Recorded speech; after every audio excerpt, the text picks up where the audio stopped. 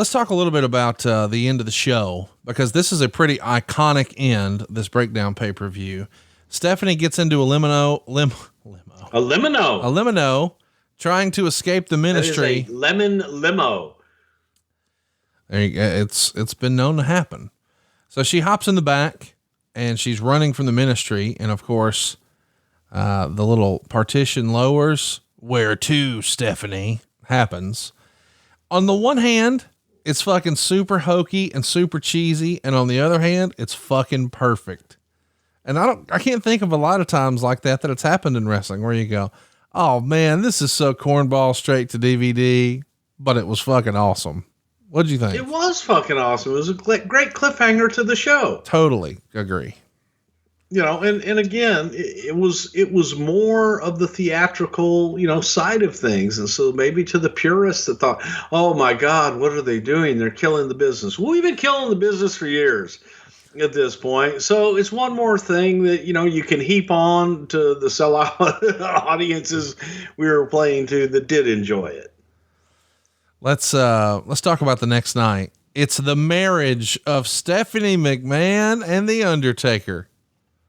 I mean, really, in hindsight, the number of times Stephanie's had a wedding on Raw is pretty impressive. Yeah. I mean, Test, Undertaker, what can you say? Triple H.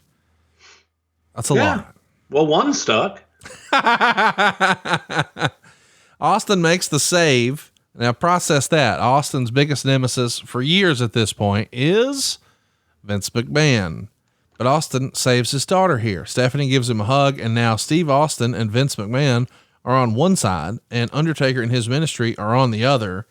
This, I have to admit, is some pretty great shit where two guys who don't like each other, one of the guys is like, okay, now damn it, that's too far. I got to step in. It really builds the character of Steve Austin. It makes Vince McMahon vulnerable. It's good stuff. Was this the plan all along? It was a human moment for Stone Cold, in that all of a sudden he's like, all right, I got to do the right thing regardless of what I think of our old man. And again, that's something that people can relate to. I know you said a minute ago that at this point we're kind of going week to week, but how far in advance would you have had something like this planned? Because the whole idea of the big reveal in the limo and then the next night, the Austin save, that really works well together. And that doesn't feel like something you just would have had a week heads up on, or was it?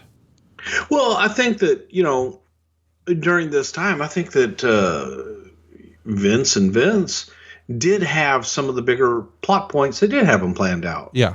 And they did know, they had a good general idea of where they were going and how they were going to get there. So it was, look, man, it was fantastic TV to see Steve Austin come save Vince McMahon's daughter. Right. I mean, yeah. And people want to knock Russo all the time. And again, that's why I made it a point. I don't think we knocked him last week. I don't think we've knocked him this week. No. I think that during this time that this was some extremely great creative that told some good stories. And it was very non-traditional. So therein is the knock. Yeah. Outside of the box doesn't mean bad. I expected. Yeah. Yeah. Different doesn't mean bad though. Right.